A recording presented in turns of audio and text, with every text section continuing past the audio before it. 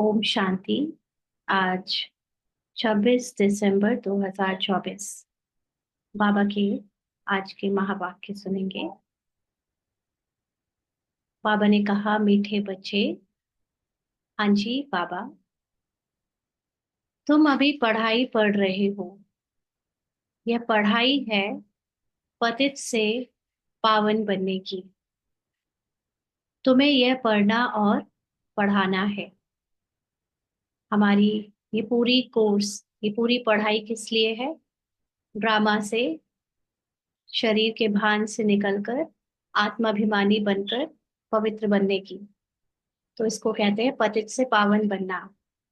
अभी तक हम जो अपने को पूरी तरह से ड्रामा के रोल में डुबो चुके थे, ड्रामा के कैरेक्टर, ड्रामा की जो भी पहचाने थी, उससे अपने आप को जानते थे और इसीलिए उसके हिसाब किताब में फंस कर खुद को दुख देते थे। दुख ले ना, दूसरों को भी दुख देते थे, खुद को भी दुख देते थे। तो अभी इस पढ़ाई से हमें पतित से पावन बनना है, माना उस देह भान से निकलकर आत्माभिमानी बनना है। तो ये पढ़कर हमें खुद को भी निकालना है इस देह भान से, और दूसरों को भी पढ़ाकर निकालना है, पढ़ाना है। आज का प्रश्न है, दुनिया में कौन सा ज्ञान होते हुए भी अज्ञान अंधियारा है? दुनिया में कौन सा ज्ञान होते हुए भी अज्ञान अंधियारा है? तो बाबा ने उत्तर दिया, माया का ज्ञान। जिससे विनाश होता है।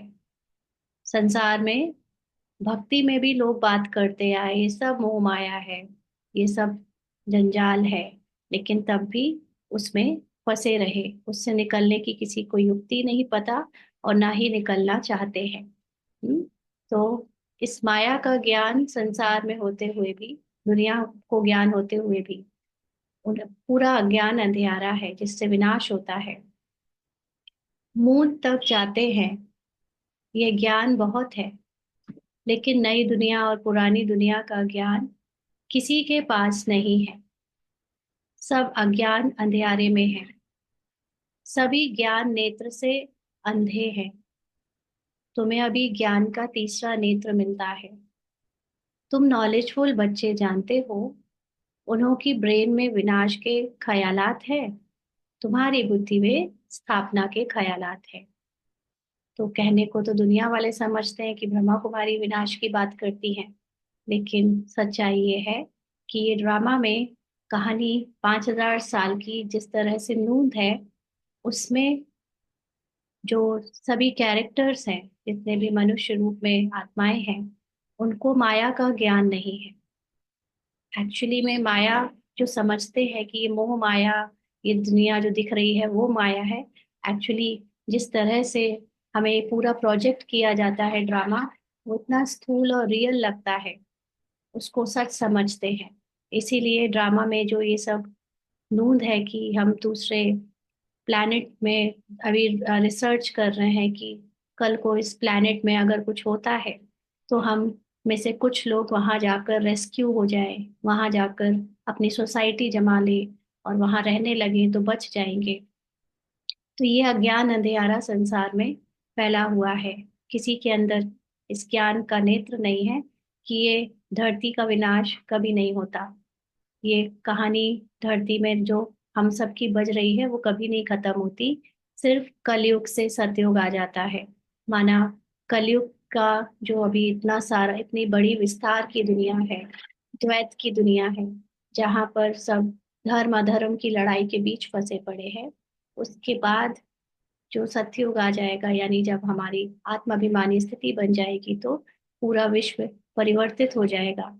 किसी दूसरे प्लैनेट में या किसी दूसरे बाहर कहीं भी जाने की जरूरत नहीं। सिर्फ अपने अंदर जाकर अपनी अंतर्मुखता से इस संसार के चल रहे ड्रामा को रियलाइज करना है कि ये भी एक प्रोजेक्टेड वर्ल्ड है, ये ट्रू नहीं है। तो इसलिए दुनिया में दिखने में आ रहा है कि वो लोग विनाश की ख्यालात अभी सोचते रहते हैं, क्योंकि अब एंड आ चुका है, क्लाइमेक्स का टाइम आ चुका है और हम आत्माओं को अभी अपने आने वाली दुनिया के ख्यालात आते रहते हैं, क्योंकि वहां पर जाकर रोल प्ले करना है तो तैयारी करनी है।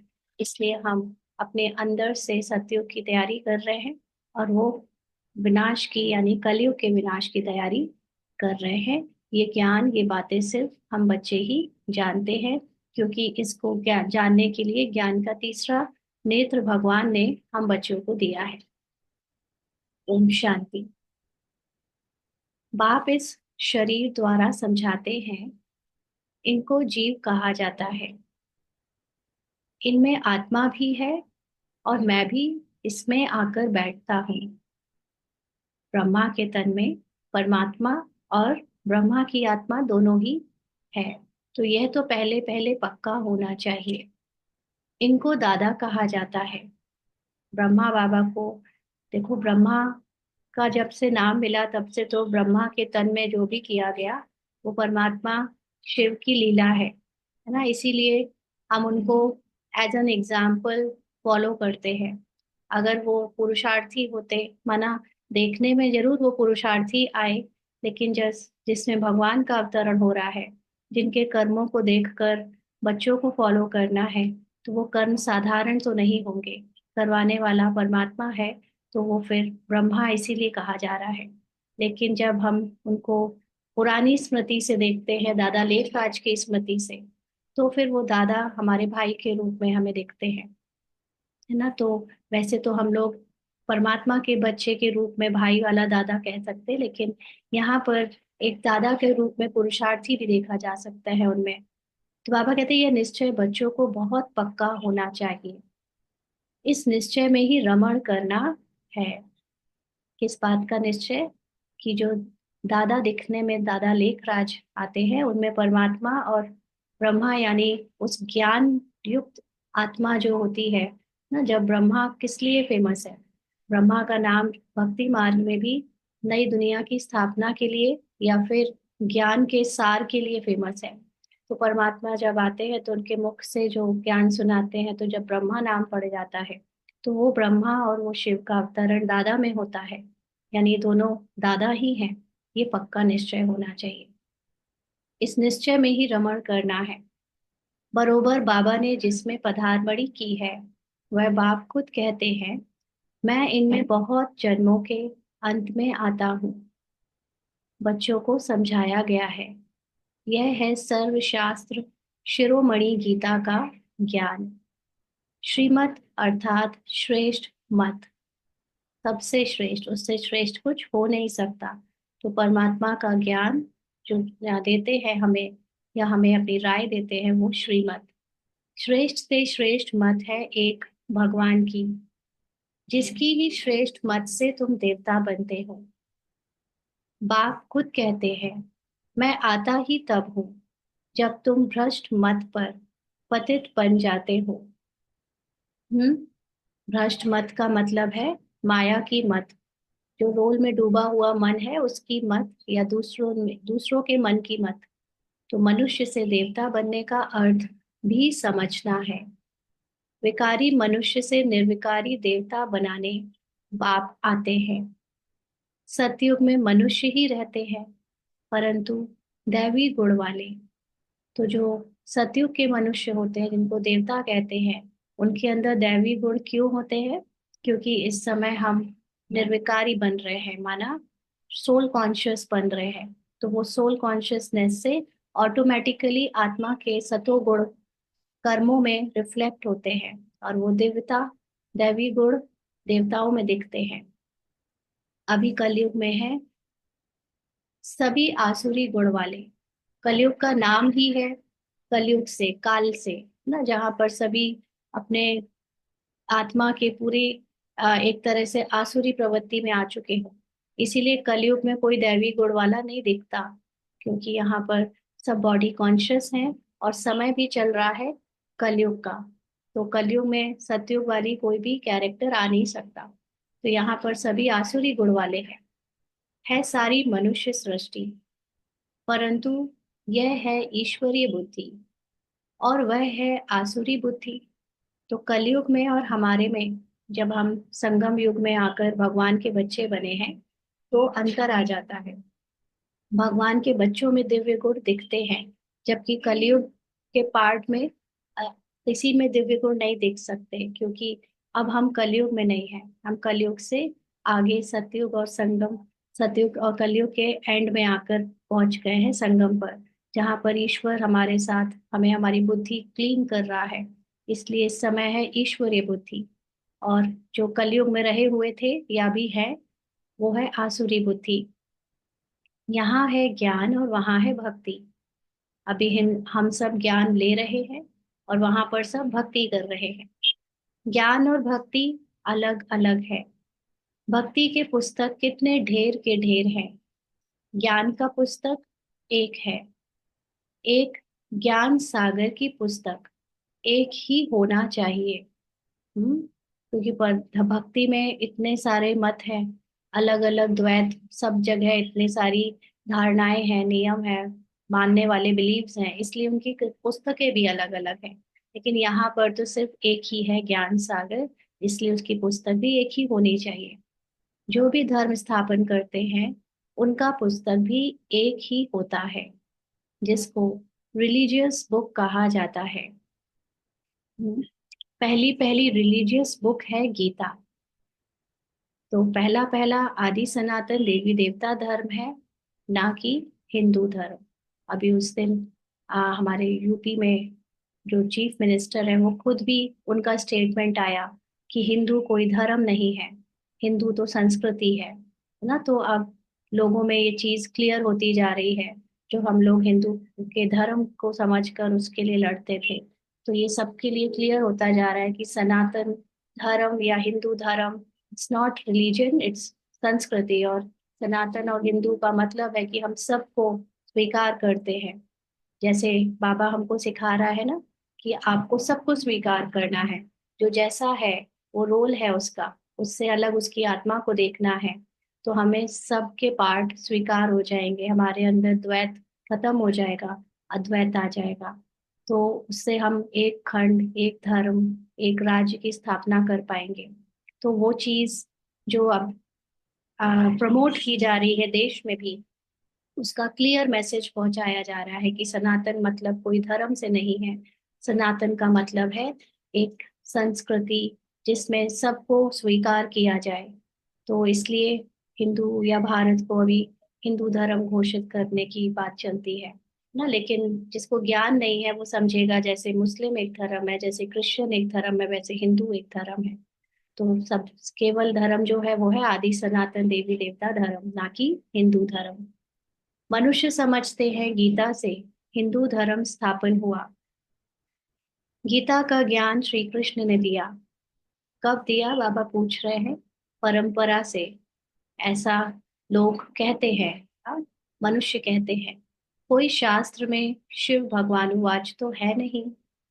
तुम अभी समझते हो, इस गीता ज्ञान द्वारा ही मनुष्य से देवता बने हैं, जो बाप अभी हमें दे रहे हैं।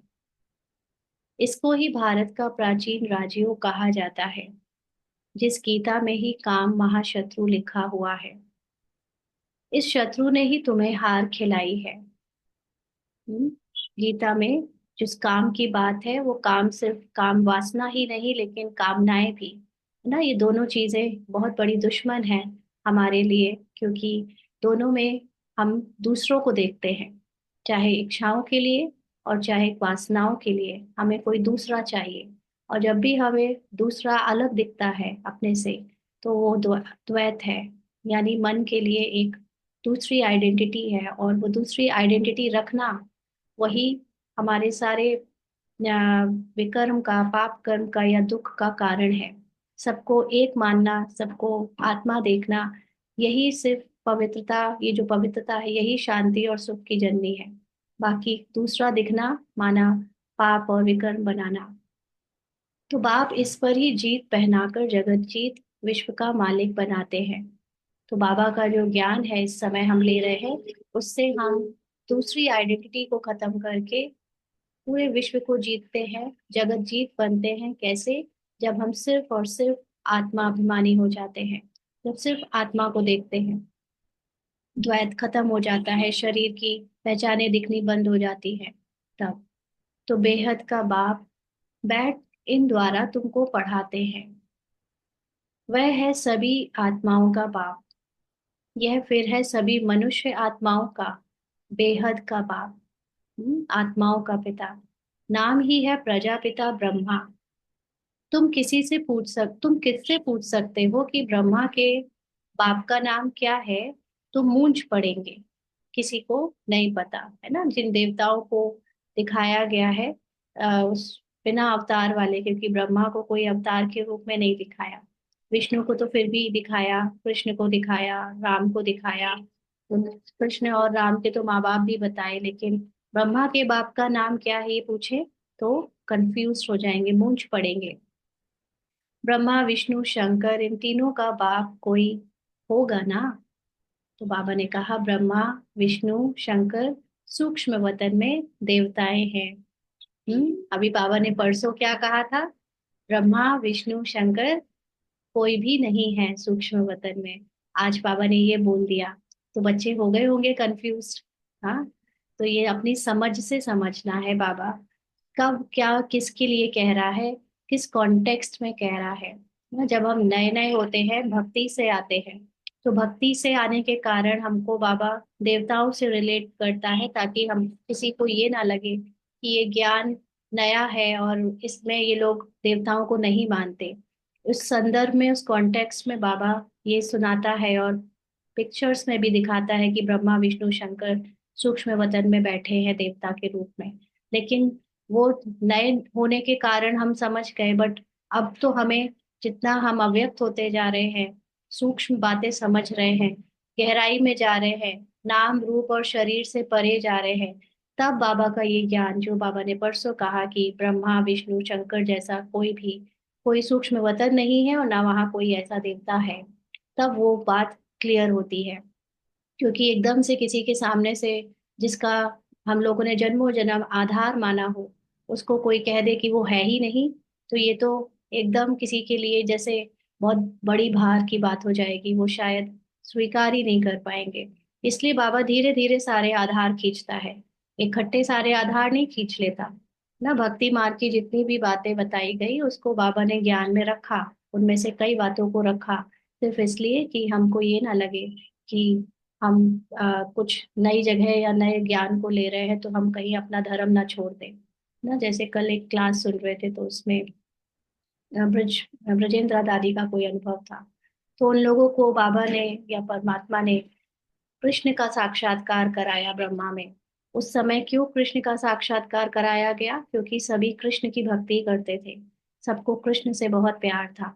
तो क्योंकि वो साक्षात्कार कराया, इसीलिए सबका ये निश्चय हुआ कि अब जो दादा लेखराज हैं, उनके तन में भगवान आ रहा है, उनको ब्रह्मा का नाम दिया गया। नहीं तो किसी का भी मोह खत्म नहीं होता। दादी ब्रजेंद्र उनकी दादा लेखराज की बहू के रूप में थी, तो वो कभी भी उनको ससुर की दृष्टि से हटा नहीं पाती। उनकी माँ, उनकी बहन, सॉरी, उनकी जो वाइफ थी जशोदा, वो भी उनको पति के रूप से अलग नहीं कर पाती अगर उनको कृष्ण ना दिखता उनमें तो ना। इसलिए ये हमारी भक्ति की ही बाबा आधार लेकर परमात्मा अपने को प्रत्यक्ष करता है, ताकि ये बच्चे ज्ञान से फिर आगे बढ़े। लेकिन इसका मतलब ये नहीं कि वो एज इट इज है, वो तो सिर्फ आधार लिया, लेकिन धीरे धीरे बाबा उस आधार को भी खत्म करता है और निराधार बनाता है ना। तो हमको इसमें भी नहीं अटकना है कि कोई साक्षात्कार हुआ है, कोई देवता बताया है बाबा ने, तो हम उसमें अटक गए। हमको तो परमात्मा शिव के समान निराकार स्थिति के कंप्लीट साइलेंस में स्थित होना है। इसमें ही स्थित होकर हमारे विकर्म विनाश होंगे माना। जो देह भान की जितनी स्मृति और जो लगाव है वो मिटेगा। तो बाबा ने कहा आगे कि बच्चे जानते हैं, शिव बाबा के जो बच्चे आत्माएं हैं, उन्होंने शरीर धारण किया है। वह तो सदैव निराकार परमपिता परमात्मा है। कल भी बाबा ने ये चीज क्लियर की थी ना कि तुम मेरे आप समान नहीं बन सकते हो, तुम बाबा नहीं बन सकते हो, परमात्मा नहीं बन सकते हो। तुम भगवान के समान नॉलेजफुल बन सकते हो, लेकिन कोई कहे कि मैं शिव बन जाऊं, मैं बाबा बन जाऊं, या मैं परमात्मा बन जाऊं, तो ये नहीं हो सकता। उनके समान हम नॉलेजफुल बन सकते हैं। ऐसा क्यों? क्योंकि हम बच्चों को ड्रामा में आना ही है, हमारा ड्रामा के अंदर ही सारा रोल है, कहानी है, जीवन है। और बाबा ड्रामा के अंदर सिर्फ आता भी है तो एक बार वो भी न्यारे होकर आता है, और हमारा पार्ट है ड्रामा में डूबने का। इसलिए हम कभी भी परमात्मा नहीं बन सकते, हम परमात्मा के समान बन सकते हैं। इसीलिए बाबा कहते हैं मास्टर भगवान, मास्टर नॉलेजफुल। तो इस बाबा ने हमको ये क्लियर किया है कि जो बच्चे आत्माएं हैं उन्होंने शरीर धारण किया है, और वो सदैव, जो परम पिता परमात्मा है वो सदैव निराकार है, वो शरीर में नहीं आता। आत्मा ही शरीर द्वारा कहती है परम पिता। कितनी सहज बात है। इनको कहा जाता है अल्फ और बे की पढ़ाई। कौन पढ़ाते हैं? बाबा ने पूछा। गीता का ज्ञान किसने सुनाया? श्री कृष्ण को तो भगवान कहा नहीं जाता, वह तो देहधारी है। हाँ, भगवान तो निराकार होता है, तो कृष्ण तो शरीर वाला है। तो ताजधारी है श्री कृष्ण। शिव तो है निराकार, उन पर तो कोई ताज आदि है नहीं। वही ज्ञान का सागर है। बाप ही बीज रूप चैतन्य है। तो ये पूरा ड्रामा जो प्रोजेक्ट हो रहा है, इसका नॉलेज कौन रखता है, किसके संकल्प से पूरा प्रोजेक्शन हो रहा है ड्रामा का 5,000 साल? वो है पूरा अ, परमात्मा जो बीज रूप स्थिति में स्थित है, निराकार चैतन्य रूप शिव बाबा। तो तुम भी चैतन्य हो, इसीलिए ये नॉलेज हमको मिल रही है। हम भी बाबा के जैसे नॉलेज से इस पूरे ड्रामा को एक प्रोजेक्टेड वर्ल्ड के रूप में देख रहे हैं, चेतना से जानते जा रहे हैं, अपनी साक्षी दृष्टा स्थिति में स्थित होते जा रहे हैं। तो बाबा ने कहा सभी झाड़ों के आदि मध्य अंत को तुम जानते हो। बाबा के पास जो नॉलेज है वो नॉलेज बाबा ने हमको भी दी। इसलिए बाबा कहते हैं ना, तुम कोई पुरुषार्थ करता है 10%, कोई 95%। बाबा ने 95 तक ही रखा है, क्योंकि बाबा के समान भी नॉलेजफुल 100% बनना बच्चों के पार्ट में नहीं है। 95% तक हम पहुंच सकते हैं नॉलेज के। जैसे एक अच्छा गुरु होता है ना, तो कहते हैं कि कोई भी एक अच्छा टीचर या गुरु कुछ सिखाता है तो कुछ शिक्षा अपने पास रख लेता है। थोड़ी सी कोई चीजें होती है जो अपने शिष्य को नहीं सिखाता, ताकि वो बिल्कुल उस पर हावी ना हो जाए, उसके जैसा ना बन जाए। तो थोड़ा सा नॉलेज बाबा भी कुछ ना कुछ अपने पास रख लेता है, 100% नहीं बता पाता। तो बाबा कहते हैं भले तुम माली नहीं हो, परंतु समझ सकते हो कि बीज कैसे डालते हैं, उनसे झाड़ कैसे निकलता है। तो ये माली कोई फिजिकल माली की बात नहीं है, क्योंकि ये फिजिकल वर्ल्ड की बात नहीं है, ये आत्मा की बात है। तो आत्मा के रूप में हम बीज रूप है, तो हमें ये पता है कि ये पूरा वर्ल्ड कैसे प्रोजेक्ट हुआ। 5,000 साल का जो ड्रामा है, अगर वो बना बनाया है तो वो रियल है या वो सूक्ष्म है, ये हम समझ सकते हैं। वह है जड़ और ये है चैतन्य। आत्मा को चैतन्य कहा जाता है। तुम्हारी आत्मा में ही ज्ञान है, और किसी आत्मा में ज्ञान हो नहीं सकता। बाकी सबको तो ये संसार एकदम स्थूल लगेगा। तो बाप चैतन्य मनुष्य सृष्टि का बीज रूप है। यह चैतन्य क्रिएशन है। वह सभी है जड़ बीज। ऐसे नहीं कि जड़ बीज में कोई ज्ञान है। जो झाड़ होता है पेड़ पौधों वाला, उनमें उनके बीच में तो कोई ज्ञान की बात नहीं, वो चेतना नहीं है। यह तो है चैतन्य बीज रूप। उनमें सारे सृष्टि का नॉलेज है। झाड़ की उत्पत्ति, पालना, विनाश का सारा ज्ञान उनमें है। फिर नया झाड़ कैसे खड़ा होता है, वह है गुप्त। क्योंकि ड्रामा के एंड में 800 करोड़ आत्माओं का कैरेक्टर रोल प्ले हो रहा है, और फिर नया झाड़ की शुरुआत 9 लाख से होती है। तो कैसे सब कुछ होता है, कैसे ड्रामा का प्रोजेक्शन एंड में खत्म होता है और फिर से सतयुग शुरू हो जाता है, ये सब गुप्त बातें हैं। तुमको ज्ञान भी गुप्त मिलता है। बाप भी गुप्त आए हैं। तुम जानते हो यह कलम लग रहा है। अभी तो सभी पतित बन गए हैं। ये जो नॉलेज है जो हमें मिल रही है आत्माभिमानी होने की, और उस आत्माभिमानी स्थिति में जो हमको डीप सीक्रेट्स पता चल रहे हैं, ये बहुत सीक्रेट गुप्त रूप में है। ये सबको नहीं पता चल सकते, क्योंकि लोग अभी उस स्थिति में नहीं है, उनकी वो अंदर पात्रता ही नहीं है, दिव्य बुद्धि नहीं है जो ये सब बातें जान सके, क्योंकि अभी सभी पतित है, माना ड्रामा में डूबे हुए हैं, कैरेक्टर में, चरित्र में पूरा गिरे हुए हैं। अच्छा, बीज से पहला पहला पत्ता निकला, वह कौन था? हम्म। तो जो दिखाते हैं पहला पहला पत्ता, सतयुग का पहला पत्ता तो श्री कृष्ण को ही कहेंगे, लक्ष्मी नारायण को नहीं कहेंगे। माना सतयुग की जो ऐसे स्टार्टिंग कहते हैं, वो कृष्ण से कहते हैं, क्योंकि कृष्ण के अंदर 16 कला संपूर्णता दिखाई गई है। बाबा कहता है ना, जो पवित्रता बच्चे में होती है वो उसके बड़ेपन में नहीं होती, कुछ ना कुछ गिरावट हो जाती है। तो जो पवित्रता श्री कृष्ण में होगी वो लक्ष्मी नारायण में थोड़ी सी कम हो जाएगी, क्योंकि कुछ तो एज निकल जाएगी ना, भले ही वो कृष्ण ही लक्ष्मी नारायण है। तो इसलिए जो सबसे ज्यादा एक्सट्रीम पवित्रता है वो कृष्ण को कहेंगे। इसीलिए कृष्ण से सभी को कशिश होती है। लक्ष्मी नारायण के उतने भक्त नहीं है जितने कृष्ण के भक्त हैं। तो बाबा कहते हैं नया पत्ता छोटा होता है, पीछे बड़ा होता है, तो इस बीज की कितनी महिमा है। बीज की कितनी महिमा है, माना यहाँ बीज कौन है? या तो बाबा है या हम हैं। हाँ, तो यह तो चैतन्य है ना। भले दूसरे भी निकलते हैं, धीरे धीरे उन्हों की महिमा कम होती जाती है। तो जो फर्स्ट, जैसे ब्रह्मा बाबा जो कृष्ण के रूप में बनने वाले, ब्रह्मा के तन से होकर अब रोल में चेंज होकर कृष्ण बनेंगे, तो जो सबसे ज्यादा कशिश है, सबसे ज्यादा जो अट्रैक्शन है वो ब्रह्मा के द्वारा की महिमा में है और या कृष्ण की महिमा में है।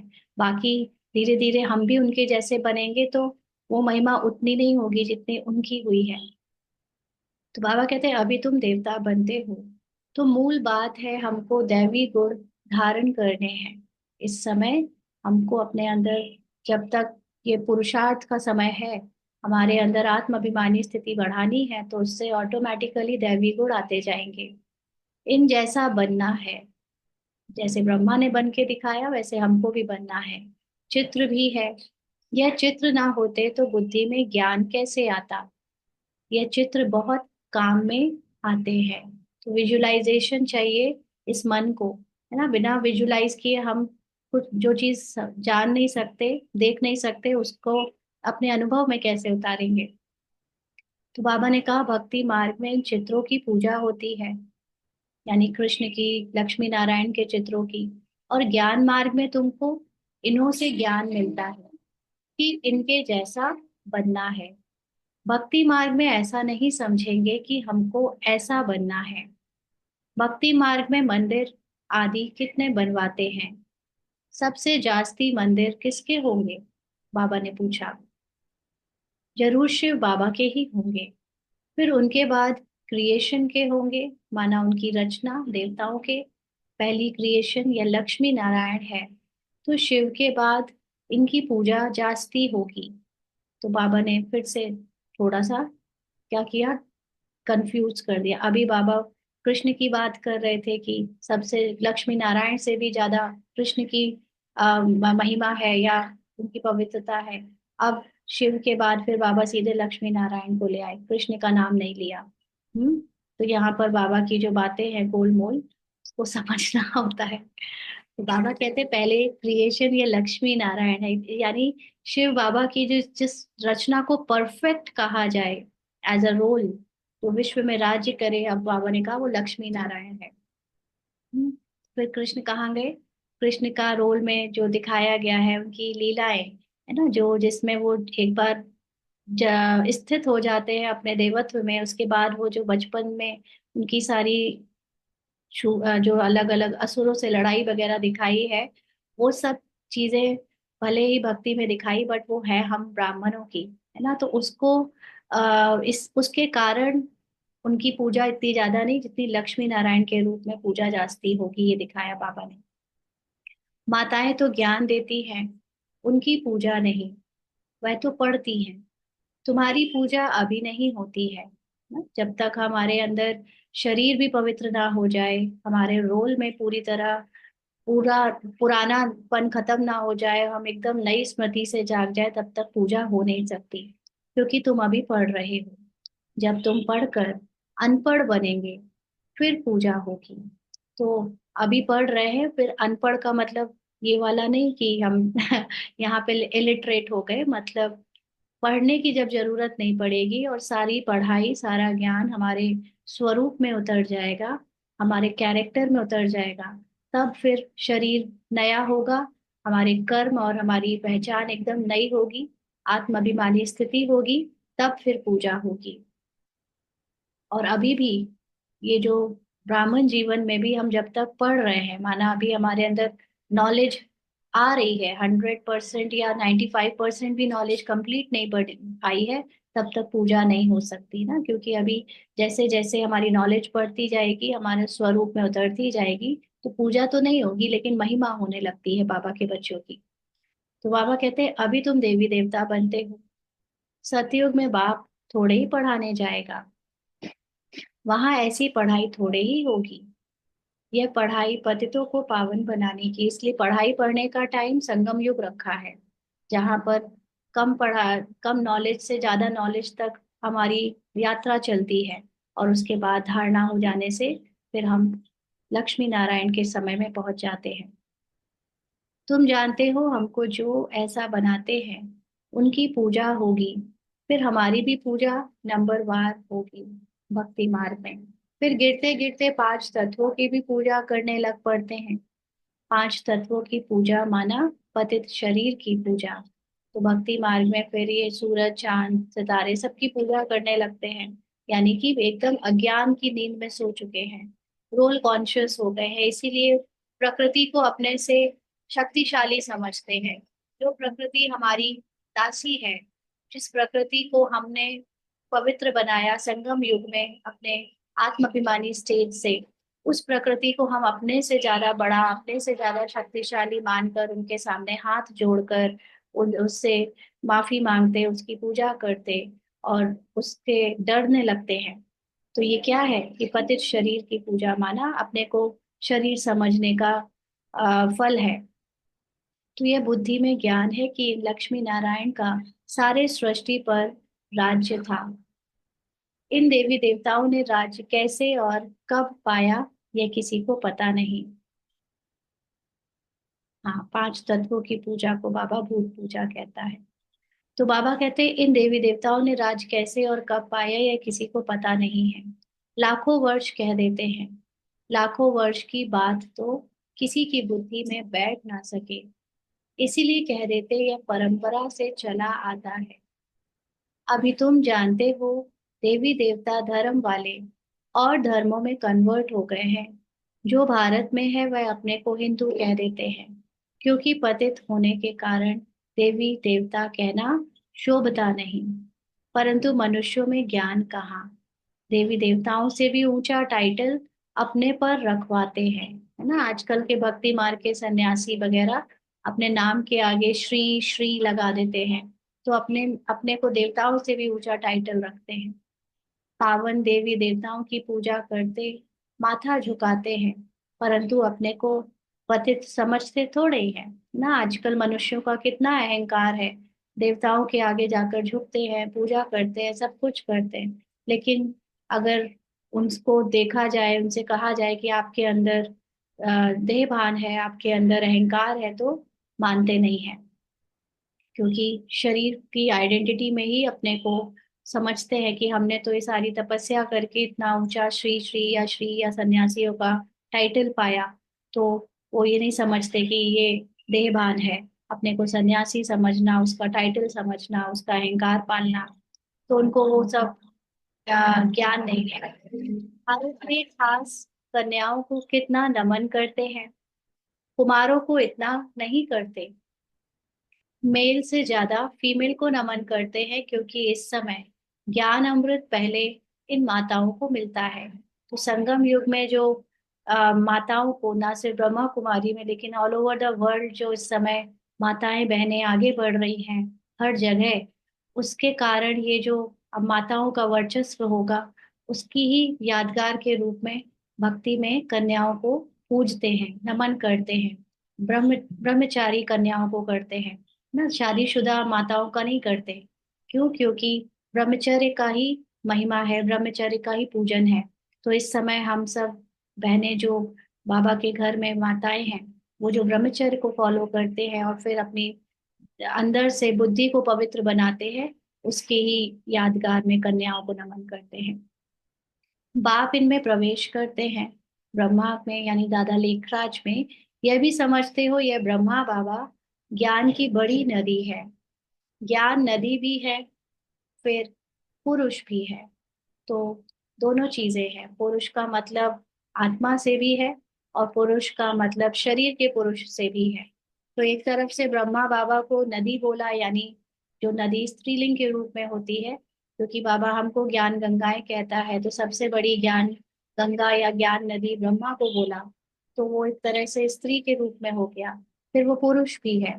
हाँ, तो वो शरीर के पुरुष के रूप में बोला, इसलिए पुरुष। तो बाबा कहते ब्रह्मपुत्र नदी सबसे बड़ी है, जो कलकत्ता तरफ सागर में जाकर मिलती है।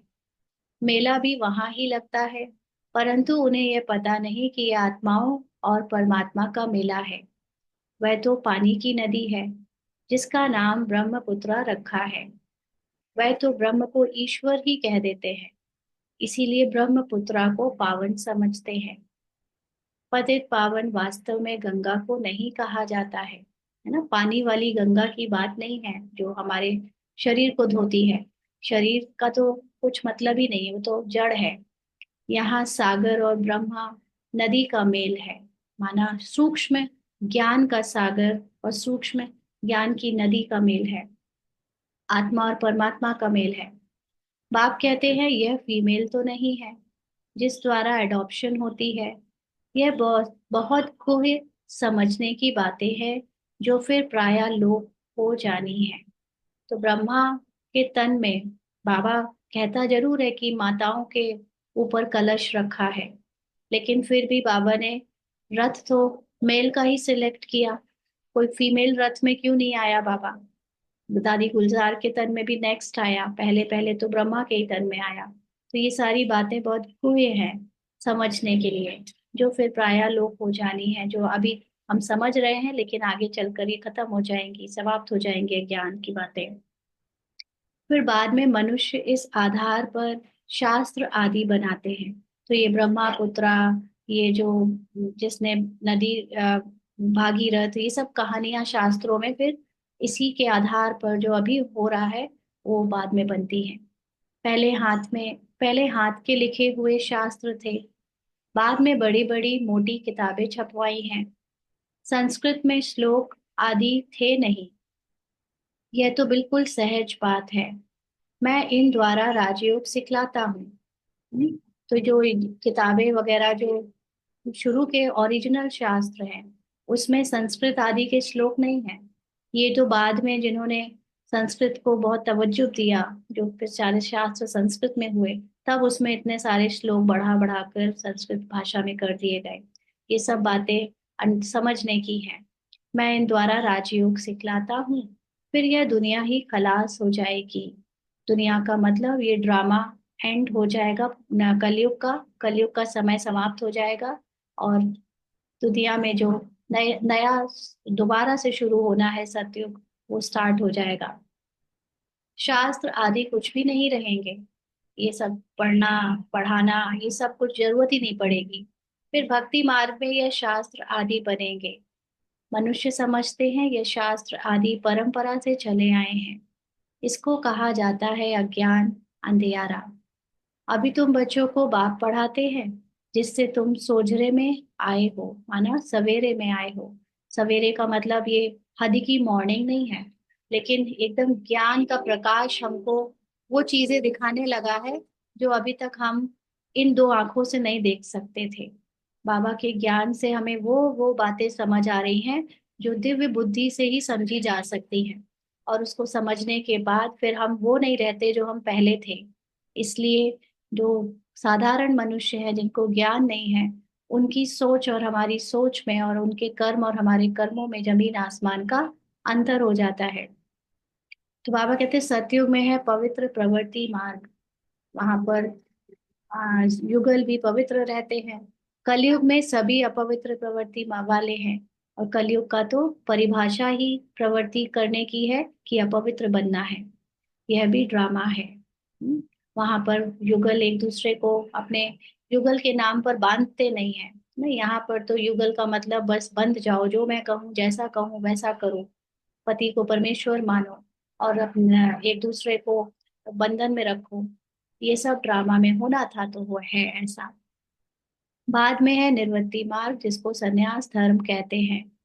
फिर तो सन्यासियों का मार्ग शुरू हो जाता है द्वापर के बाद। द्वापर से तो जंगल में जाकर रहते हैं, वह है हद का सन्यास। रहते तो इस पुरानी दुनिया में है ना। तो देखो ये बात कितनी समझने की है। वो तो रहते हैं इस पुरानी दुनिया में सन्यास करने के बाद, और हमको इस सन्यास करने के बाद रहना कहाँ है। और पहली बात तो सन्यास कर कौन रहा है। हमारा है बेहद का वैराग्य, बेहद का सन्यास, माना शरीर यही रहेगा, शरीर की कहानी इस फिजिकल वर्ल्ड में ही चल रही है, लेकिन बुद्धि से मैंने सब छोड़ दिया है। कल शाम की मुरली कितनी सुंदर थी। बाबा ने उसमें बताया था कि सन्यासी लोग कहते हैं कि हमने सब छोड़ दिया है, लेकिन वो बुद्धि से कुछ भूलते नहीं, सब याद रखते हैं। उनको विकार भी याद रहते हैं, उनको घर बार भी याद रहता है, शरीर की ये दुनिया भी उनको रियल लगती है, याद रहती है। और हमारा क्या है, हम कुछ ऐसे नहीं छोड़ते कि हम उनको छोड़ के चले जाते हैं, लेकिन हम बुद्धि से सब कुछ भूल जाते हैं। तो भूलना ही छोड़ना है। तो हमारा सन्यास रियल सन्यास है। तो यहाँ मेन बात है भूलने की ना। तो उनका सन्यास है छोड़ने का, लेकिन वो भूलते नहीं, तो वो रियल सन्यास नहीं कहा जाएगा। और हम भूल रहे हैं सब कुछ, पुरानी दुनिया को भूलते जा रहे हैं, पुराना से शरीर या शरीर के भान को, या पूरी 5,000 साल की कहानी में अभी भी जो ड्रामा हमको इतना स्थूल लग रहा है, इसको भी भूलते जा रहे हैं। तो इसलिए हम उसको छोड़ते जा रहे हैं, वो सच्चा सच्चा छोड़ना है। तो बाबा कहते हैं वो तो रहते इस पुरानी दुनिया में, और हम कैसे नई दुनिया में जाते हैं, क्योंकि हम बुद्धि से उसको छोड़ देते हैं। आपको वैसे भी लौकिक में भी अनुभव होगा कि जब हम किसी चीज से बहुत तंग आ जाते हैं या किसी को बिल्कुल पसंद नहीं करते, उससे अपनी बुद्धि पूरा हटा देते हैं, तो फिर हमारे लिए वो चीज एग्जिस्ट ही नहीं करती। होते हुए भी वो हमें दिखती नहीं, हमारा उसमें कोई ध्यान नहीं जाता। तो ऐसे ही जैसे जैसे बुद्धि से हम इस कलयुगी दुनिया को, पुरानी दुनिया को, या पूरे ड्रामा को ही छोड़ रहे हैं, है ना, बुद्धि से शरीर के भान को, विकारों को, अनुभव को, संकल्पों को, इससे अलग होते जा रहे हैं। तो ये सब हमारे लिए एग्जिस्ट नहीं करता, और तब मैं साक्षी दृष्टा की सीट पर सेट हो जाती हूँ। उसको कहते हैं साक्षी दृष्टा। अभी तुम जाते हो नई दुनिया में, तुम्हें तो बाप से ज्ञान का तीसरा नेत्र मिला है, तो तुम कितने नॉलेजफुल बनते हो। इससे जास्ती नॉलेज होती ही नहीं। तो जितना नॉलेजफुल उतना ही ऊंचा साक्षी होकर हम दृश्य को दृष्टा बनकर देख सकते हैं। तो इससे ऊंची नॉलेज और कोई नहीं है। अभी 1 मिनट के लिए सभी अशरीरी होकर बाबा को याद करेंगे।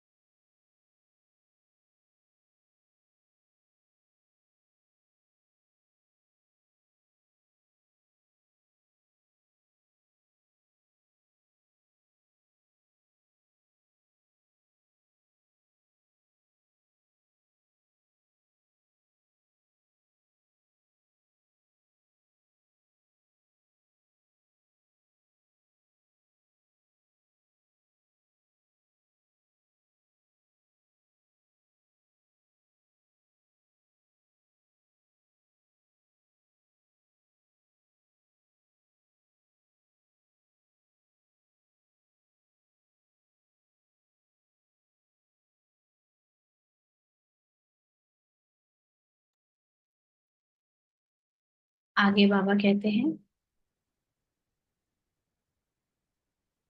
इससे ना जास्ती नॉलेज होती ही नहीं, वह तो है माया की नॉलेज, जिससे विनाश होता है।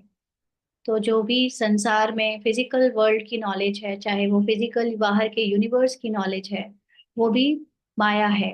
क्यों? क्योंकि जो माया का मतलब ही है जो रियल नहीं है, जो जिस जिस चीज को जैसा देखा जा रहा है वो वैसा एग्जिस्ट नहीं करता, बट हम खुद को शरीर समझते, तो शरीर खुद को भी स्थूल समझते और संसार को भी स्थूल समझते, तो उस स्थूल संसार के लिए जो खोज आदि करते हैं, उससे विनाश होता है। क्यों विनाश होता है? क्योंकि अब ये फिजिकल ड्रामा एंड की तरफ पहुंच रहा है, दोबारा से स्टार्ट होने के लिए।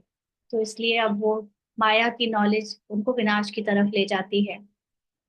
वो लोग मून यानी चांद पर जाकर खोज करते हैं।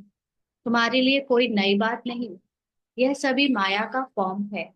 बहुत शो करते हैं, अति डीपनेस में जाते हैं कि कुछ कमाल करके दिखाएं। बहुत कमाल करने से फिर नुकसान हो जाता है। उन्हों के ब्रेन में विनाश के ही ख्यालात आते हैं। तो विनाश का मतलब सिर्फ ये नहीं कि वो एटम बॉम्ब ही बना रहे हैं, न्यूक्लियर बॉम्ब ही बना रहे हैं, लेकिन फिजिकल वर्ल्ड को बदलने के लिए वो जितने भी आ, सोचते रहते हैं, जो भी ख्यालात, उससे हम और देहभान को बढ़ा ही रहे हैं, है ना। तो वो देहभान बढ़ते बढ़ते एकदम हमारे जैसे एंड में हम कहानी के पहुंच जाते हैं, वो समाप्त होने के लिए। तो वो होता जा रहा है। क्या क्या बनाते रहते हैं, बनाने वाले जानते हैं इससे ही विनाश होगा। ट्रायल भी करते रहते हैं, कहते भी हैं दो बिल्ले लड़े, माखन तीसरा खा गया। अब देखो युद्ध की भी टेक्नोलॉजी कितनी बढ़ गई है।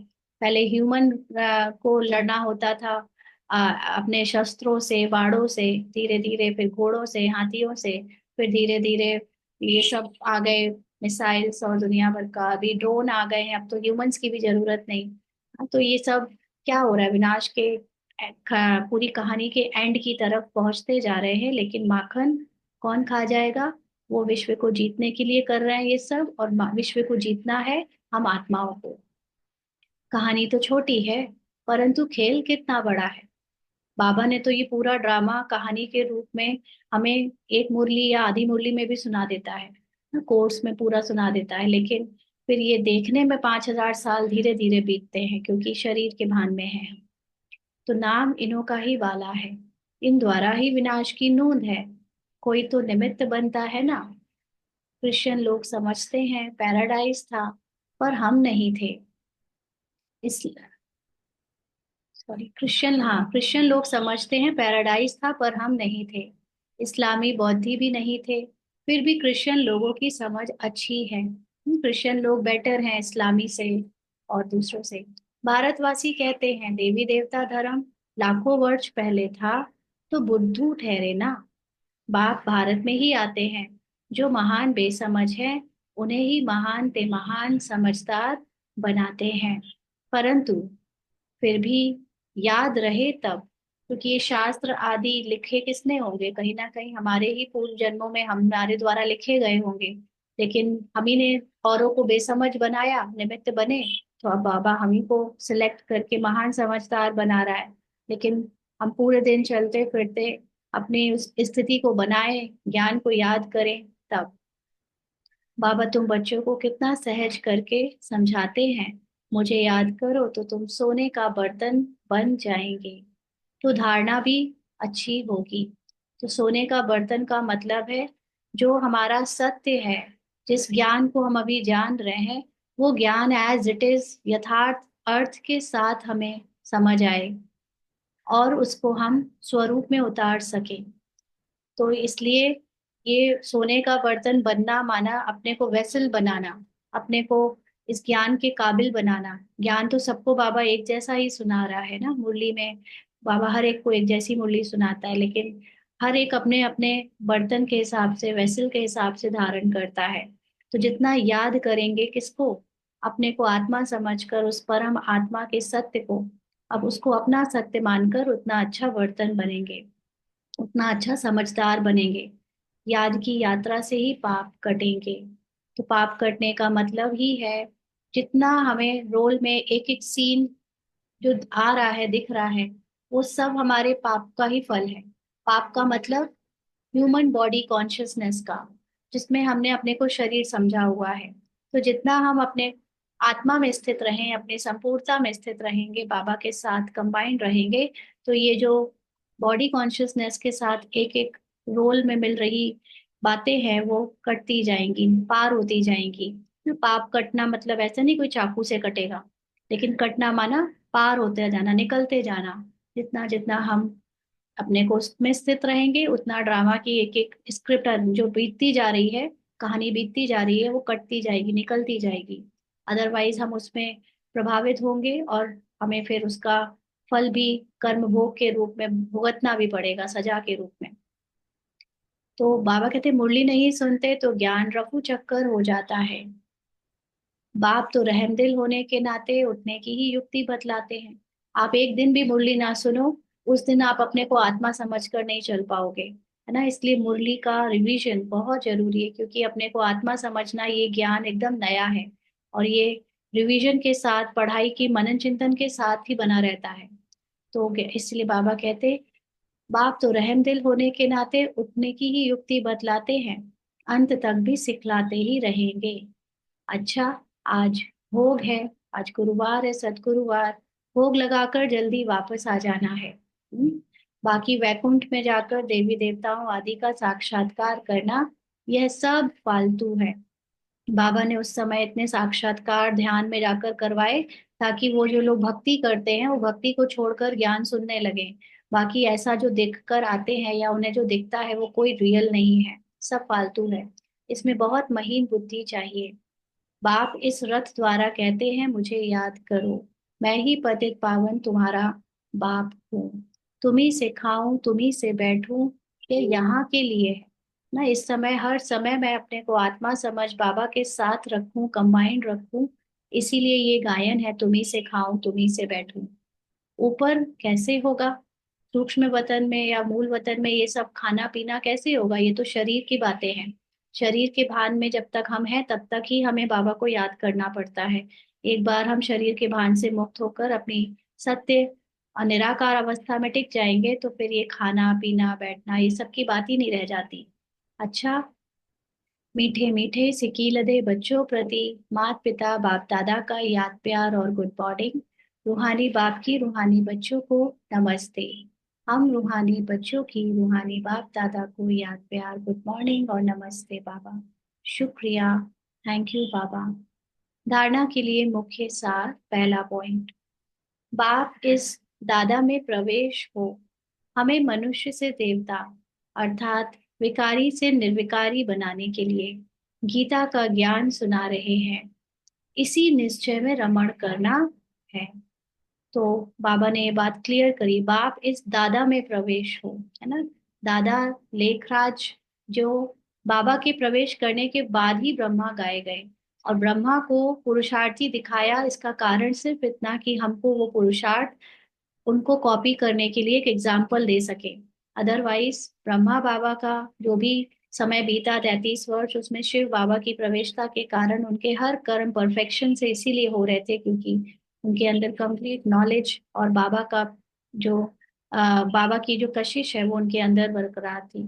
तो दादा को देखकर, यानी दादा लेखराज के चित्र को देखकर ये नहीं समझना है कि इनमें भगवान कैसे आया, क्यों आया।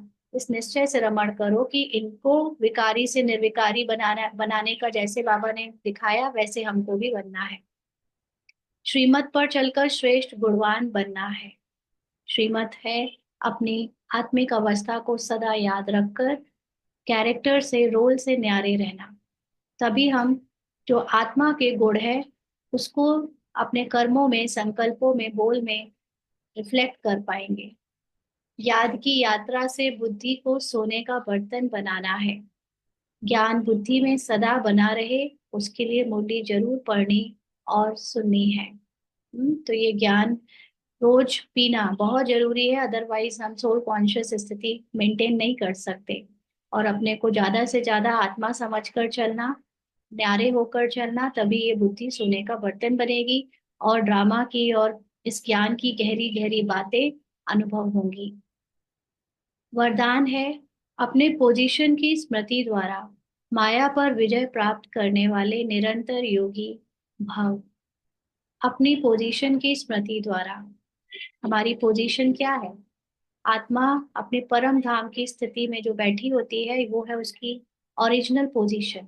तो उस स्मृति के द्वारा माया पर विजय प्राप्त करने वाले, माया है ये पूरा कहानी, ड्रामा, उसमें जो कुछ भी बातें आ रही हैं वो हमारे संकल्पों में, संस्कारों में जो कुछ भी प्रभाव छोड़ रही हैं, उस पर विजय प्राप्त करने वाले, अपनी स्थिति से उस पर विजय प्राप्त करने वाले निरंतर योगी। अ, यानी रोल प्ले होते होते हमको हर समय अपने को परम धाम की स्थिति में स्थित रखना है, इसका अटेंशन देना है। और जो भी बातें रोल में कमी कमजोरी या पार्ट की कुछ भी आ रही हैं, जो कि आती ही रहती है हर समय, उस पर हमें अपनी परम धाम की स्थिति से विजय प्राप्त करना है। और जो ऐसे अपने को परम धाम की स्थिति में स्थित रखता है वो निरंतर योगी है।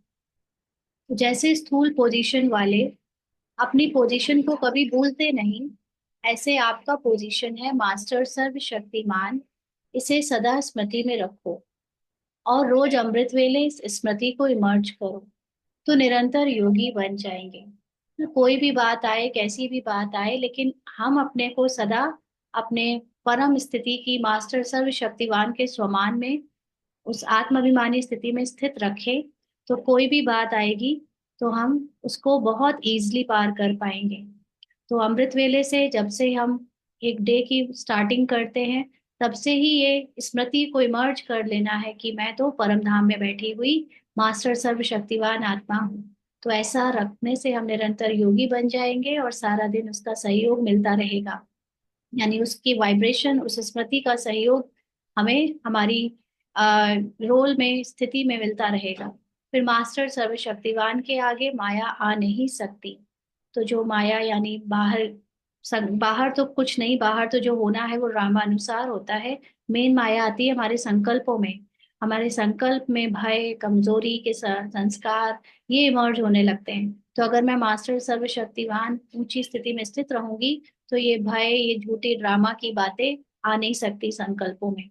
तो जब आप अपनी स्मृति की ऊंची स्टेज पर रहेंगे, तो माया चीटी को जितना सहज हो जाएगा, जितना हम परम स्थिति में रहेंगे, उतना ये नीचे बातें जो आ रही हैं वो बतंगड़ नहीं बन पाएंगी, वो आपको हिला नहीं पाएंगी, तोड़ नहीं पाएंगी, चीटी के समान हो जाएंगी। स्लोगन है, आत्मा रूपी पुरुष को श्रेष्ठ बनाने वाले ही सच्चे पुरुषार्थी हैं। तो आत्मा रूपी पुरुष, यहाँ पर एक चीज समझनी है, जैसे ऊपर भी बाबा ने ब्रह्मा बाबा के लिए पुरुष वर्ड यूज किया, यहाँ भी पुरुष वर्ड यूज कर रहे हैं। तो सबसे पहले ड्रामा में जो रोल में प्ले करने वाला है वो है आत्मा का मन। और ड्रामा में हमने अभी तक ये मन के द्वारा जो रोल प्ले हुआ उसी को आत्मा नाम दे दिया। इसीलिए हम पुण्य आत्मा पाप आत्मा करते रहते हैं, जबकि आत्मा अपनी संपूर्ण ओरिजिनल स्टेट में सतो प्रधान है, अब बाप समान है। तो ये जो रोल में जब हम आ जाते हैं, जो जो मन हमारा बदलता रहता है वो है पुरुष। हाँ, तो उस आत्मा रूपी पुरुष को, उस मन रूपी पुरुष को श्रेष्ठ बनाना, माना उसको बाबा के समान ऊंची स्थिति में बैठाना, अपने सतो प्रधान स्थिति में लौटाना, ऐसा करना ही सच्चा पुरुषार्थ है। तो ये समझना है हमको। ओम शांति। आज के अव्यक्त इशारे हैं, श्रेष्ठ कर्म की निशानी है स्वयं संतुष्ट और दूसरे भी संतुष्ट। ऐसे नहीं मैं तो संतुष्ट हूँ, दूसरे हो या नहीं हो। योगी जीवन वाले का प्रभाव स्वतः दूसरों के ऊपर पड़ेगा। अगर कोई स्वयं से असंतुष्ट है या उससे कोई और असंतुष्ट रहते हैं, तो समझना चाहिए कि यह योग युक्त बनने में कोई कमी है। इसको समझेंगे बहुत गहराई से। हम तो ये कहते हैं कि हम तो संतुष्ट रह सकते हैं, लेकिन दूसरे हमसे संतुष्ट नहीं होते। ऐसा ही दिखता है ना रोल में। लेकिन बाबा ने कहा श्रेष्ठ कर्म की निशानी है। हर समय हम जो कर रहे हैं, बोल रहे हैं, सोच रहे हैं, उसमें जब मैं अपनी हाईएस्ट सोल कॉन्शियस स्थिति में स्थित होती हूँ, अपनी परम स्थिति में स्थित रहती हूँ, तो वो परम स्थिति होती क्या है? आप में से कई लोग पूछते हैं। आवाज नहीं आ रही है? बाकियों को तो आ रही है। हाँ। तो जो परम स्थिति का मतलब ये नहीं कि कोई हमको ऐसी स्थिति में जाकर बैठ जाना है या आत्मा को देखना है कि परम स्थिति। परम स्थिति का मतलब है अब नॉलेज से ये जानना कि मैं सदा ही संतुष्ट, सदा ही शांत, सदा ही प्रेम, तो जो आत्मा का प्रेम, सदा ही आनंद, सदा ही शक्तिशाली, नॉलेजफुल, ये सब कुछ हूँ। ये सारे गुणों से, सारी शक्तियों से भरपूर हूँ, इसको कहते हैं अपनी परम स्थिति में सेट रहना। नॉलेज से आप इस पे सेट रहते हो। ये नहीं कि कोई दिख गया, कोई जगह है कि पेड़ में चढ़े हैं, कि हम कोई स्टार में बैठे हैं। नहीं, नॉलेज पता है मुझे कि ये सब कुछ मेरी रियलिटी है, यही मेरा सत्य है। तो जब मैं अपने को परम स्थिति में रखती हूँ, माना अपनी संतुष्टता में, अपनी शक्तिशाली स्थिति में रखती हूँ, तो मुझे दूसरी आत्माओं को भी उनके संतुष्ट और उनकी शक्तिशाली अवस्था में देखना होता है, अपने आप दिखता है। तो जब जो लोग ऐसे रहकर, इस स्थिति में रहकर कोई भी कर्म करेंगे, बोलेंगे, कुछ भी करेंगे, तो उनके इस योगी जीवन का प्रभाव दूसरों की स्थिति पर भी पड़ेगा। दूसरे भी जो अभी पार्ट में असंतुष्ट भले दिख रहे हैं, लेकिन वो आपके वाइब्रेशन से अपने आप परिवर्तन होने लगते हैं, क्योंकि हम कंटिन्यू अपने और उसको संतुष्टता की स्थिति में देखते हैं। तो अगर हमें ऐसा लग रहा है कि अभी तक हमसे असंतुष्ट हैं लोग, तो हमारी योग युक्त बनने में कमी है। माना चलते फिरते बोलते काम करते, दूसरों के बारे में सोचते, हम उनके रोल को देख रहे हैं, उनके सत्य उस संतुष्ट आत्मा के रूप में नहीं देख रहे हैं। तो ये हमारी कमी के कारण ही दूसरे लोग हमसे हमको असंतुष्ट देखते हैं। अच्छा। ओम शांति।